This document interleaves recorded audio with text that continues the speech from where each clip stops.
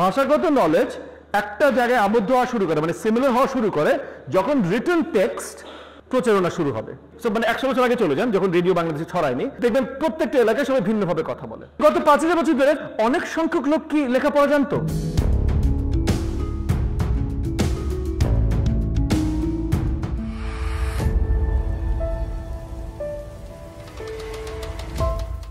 জাতীয়তাবাদ, immediate next জিনিসটা যেটা নিয়ে কথা বলবো, জাতীয়তাবাদ। জাতীয়তাবাদ মানে কি কেউ বলতে পারবে আমাকে?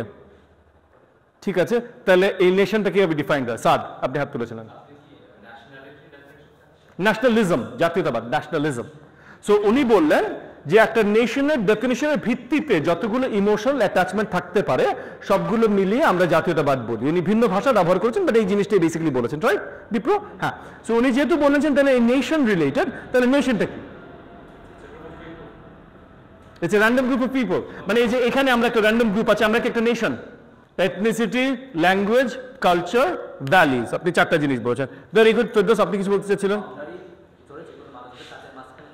ল্যাঙ্গুয়েজ, কালচার, তাদের সিমিলারিটি থাকে, তাদেরকে আমরা নেশন। লাইক তামিলনাড়ু, ইন্ডিয়ার তোরে তামিলনাড়ুর ওদের মানুষদের culture similarity and specific culture সব থেকে শুরু করে এই যে কয়েকটা কম্পোনেন্ট বললাম সেটি similarities, that's what you can be a nation. But ইন্ডিয়ার বড় এক স্টেট তুলনা করলে কলকাতার সাথে তামিলনাড়ুর match, that's why they are not nation states. Fair enough. There's a difference between state and nation, obviously. State একটা আপনার পলিটিক্যাল ফেনোমেনন, ওকে? সো একটা পলিটিক্যাল রেকগনিশন যে এইটা একটা স্টেট, আমি একটা ভিন্ন স্টেট, এটা হলো একটা political recognition, okay? Diplomatic political recognition. Nation is more of an ethnic recognition, যেটা সাদ যেভাবে বলছিল। সো ফেরদৌস মানে পুরোপুরি সঠিক না ইন দ্য সেন্স যে মনে করেন আজকে রিমি যদি যদি আপনার রেশাল এথনিক অরিজিন বলেন, রিমির এথনিক অরিজিন কি? মোস্ট লাইকলি বাঙালি। এথনিক হলো মোস্ট লাইকলি বাঙালি। রেস ওয়াইজ আমরা আরো ডেফিনেশন ভাঙতে পারি, অনেক কিছু ভাঙতে পারি, বাট এথনিক ওয়াইজ রিমি হতো বাঙালি। আর রিমি বিদেশ যেতে চান? আপনারা কতজন বিদেশে মাইগ্রেট করতে চান? কতজন? রাইট, সবাই। মানে এই দেশ ন্যাংটা, এখানে কোনো মানুষের দরকার নেই। হ্যাঁ, ঠিক আছে, বাট আপনারা একটা বড় সংখ্যক আপনারা বিদেশে মাইগ্রেট করতে চান, রাইট? তো মনে করেন রিমি কোন দেশে যেতে চান? ইউরোপে। ভালো একটা সাদা দেশ হলেই চলবে।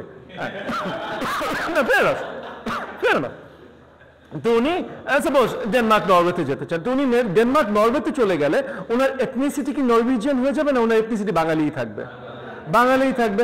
তাইলে উনার নেশন আসলে কোনটা? উনি তো থাকেন না এই বর্ডারের মধ্যে, বাট উনার নেশন কোনটা? এই যে নেশনটা ইজ ডিফাইন্ড মোর বাই এই যে আপনার এথনিক ভ্যালু, রিলিজিয়ন, ল্যাঙ্গুয়েজ, এই সবগুলা এই এথনিক পরিচয়টা তৈরি করতে সহযোগী হয়। তো এই যে এথনিক পরিচয়, এই এথনিক পরিচয় আমরা আসলাম কেন? মানে বিশ্বে কি এটা পুরাতন জিনিস না নতুন জিনিস? হ্যাঁ, অনেক পুরাতন, অনেক পুরাতন। হাজার হাজার বছর আগেও আমরা নিজেদেরকে এথনিসিটি দিয়ে যাচাই বাছাই করতাম, আমরা ইসে করতাম না, কি বলে নাম, কি বলে, ডিফারেন্ট নেশনসে বিভক্ত থাকতাম হাজার হাজার বছর আগে। না, তাহলে কত পুরাতন? 1900 দশকের আগে। পয়েন্টটা হলো আপনি যদি একটু বড়ভাবে চিন্তা করেন, হ্যাঁ, যে আমরা এই যে এখন মনে করেন আপনি কথায় কথায় ওই যে উনি নরওয়েতে চলে যাবে, এই না উনি আমেরিকা চলে যাবে, উনি জাপান চলে যাবে, রাইট? আজকে কয়েকশো বছর আগে এরকম কথা কথা আপনি যেতে পারতেন?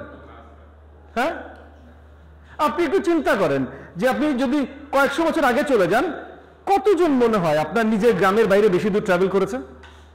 কতজন? নিশ্চয়ই, অবভিয়াসলি প্রয়োজন পড়েনি। প্রয়োজন পড়েনি because the world was not very connected ওইভাবে। হ্যাঁ, হাজার হাজার বছর ধরে গ্লোবাল ট্রেড ছিল। Silk route is almost 2000 years old. Okay, so হাজার হাজার বছর ধরে গ্লোবাল ট্রেড ছিল। ব্রঞ্জ এজ, আজ থেকে 5000 বছর আগে, 4-5 বছর আগেও গ্লোবাল ট্রেড ছিল, যার জন্য ব্রঞ্জ এজ, বুঝছো না? সো ট্রেড সবসময় ছিল কম বেশি, বাট খুব কম মানুষ নিজের এলাকা থেকে বাইরে যেয়ে অন্য কারোর সাথে কথা বলতো। আপনি যদি আজকে থেকে 300-400 বছর আগে চলে যান, হ্যাঁ, মনে করেন 17th বা 16th সেঞ্চুরি চলে যাবে, 1500-1600 চলে যান, হ্যাঁ, আপনি দেখবেন মানে কোন একটা জায়গা থেকে আপনি 100 মাইল 200 মাইল দিয়ে গেছেন, ভাষা বদলে গেছে। আপনার এই যে স্পেশালি কন্টিনেন্টাল ইউরোপে এমন ছিল যে মানে প্রত্যেক 50 কিলোমিটার পর পর আপনার নতুন ট্রান্সলেটর লাগতো। সেটা ভাষা বদল। ভাষা বদল কেন? Cause this people are disconnected from one another, right? So before the printing press, এই যে যে এখন আপনারা পড়েন না এত সুন্দর, এত না সরি পড়েন না, সেটা নিয়ে কথা হচ্ছিল, বাট যদি পড়তেন যে বই আছে, প্রিন্টিং প্রেসের আগে লিঙ্গুইস্টিক ভ্যারিয়েশন অনেক হাই ছিল। মনে আছে গতদিন কথা বলছিলাম ইতিহাস কত পুরনো, 5000 বছর পুরনো, কারণ 5000 বছর আগ পর্যন্ত আমাদের লিখিত রেকর্ড আছে, ফেয়ার এনাফ। কিন্তু 5000 বছর পুরনো এবং লেখা হয়তো এর অনেক আগে থেকেই ছিল, যে আমরা জানি, আমাদের কাছে আছে, আমরা পেয়েছি 5000 বছর আগ পর্যন্ত, তার আরো অনেক আগে হয়তো ছিল, বাট এই পর্যন্ত আমরা পেয়েছি। মিনিমাম আমরা জানি গত 5000 বছর ধরে লেখা হচ্ছে, লিখিত আলোচনা চলছে গত 5000 বছর ধরে, রাইট? ফাইন।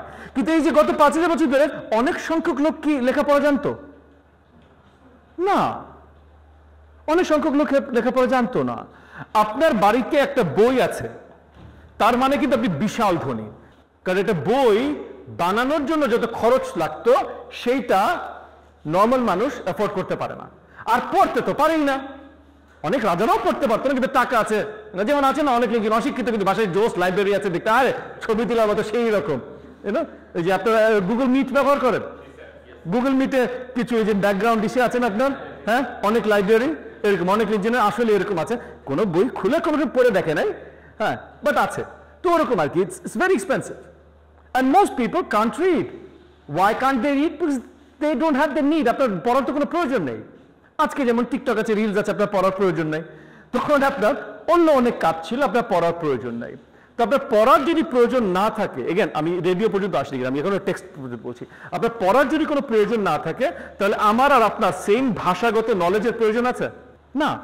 ভাষাগত নলেজ একটা জায়গায় আবদ্ধ হওয়া শুরু করে, মানে সিমিলার হওয়া শুরু করে যখন রিটেন টেক্সট প্রচারণা শুরু হবে, ছড়ানো শুরু করবে, তখন। এখন আপনি হুমায়ুন আহমেদের বইটা পড়তে চান, কিন্তু আপনি এই ভাষাটা জানেন না, তাহলে এই বইটা পড়তে পারবেন না।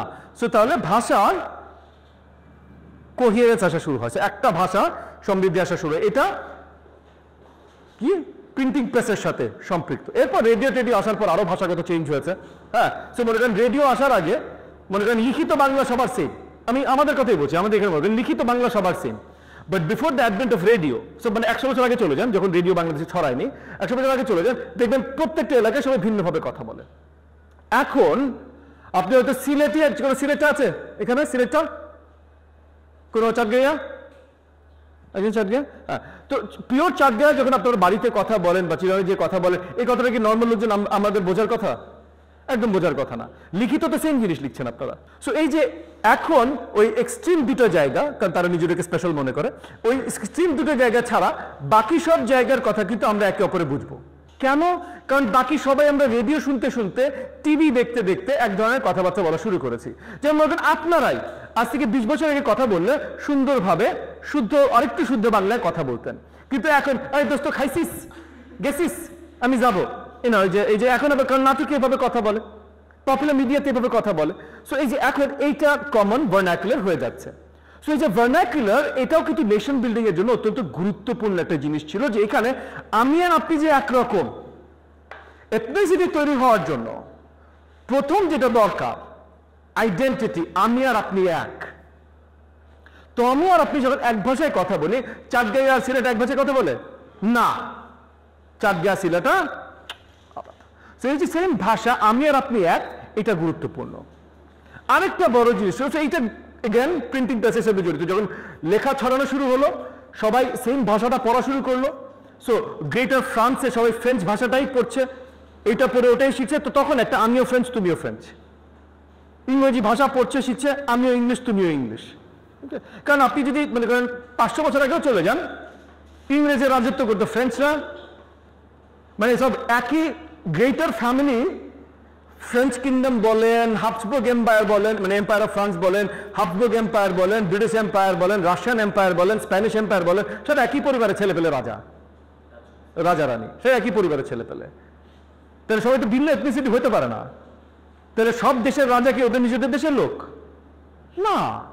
তাহলে এথনিসিটি কোত্থেকে আসলো?